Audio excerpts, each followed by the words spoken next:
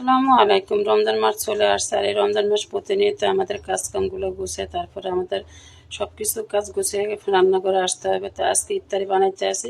ইফতারিতে আমি কি কি বানাচ্ছি এবং কি করতেছি সবগুলো আপনাদেরকে ভিডিওতে তুলে তুলছি একটু একটু করে। তো আমি প্রথমে পেঁয়াজের ডালগুলোকে ভালো করে ঝাল দিয়ে মাখায় একদম সাজিয়ে নিয়েছি।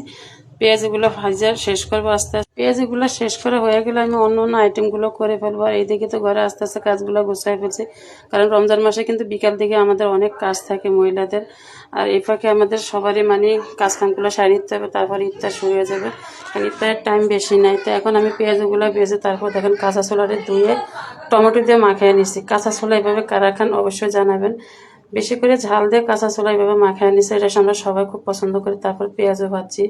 এইদিকে চিড়া কষলায় নারকেল দিয়ে লইছি, চিড়াগুলোকে ভালো করে ধুয়ে কষলায় নিছি, আর সাথে নারকেল দিছি। খেজুরের গুড় দিই না, আখের গুড় দিচ্ছি, চিনি দিচ্ছি। দেখেন সুন্দর করে চটকে নিচ্ছে। চিড়া কিন্তু নারীটা ঠান্ডা রাখে।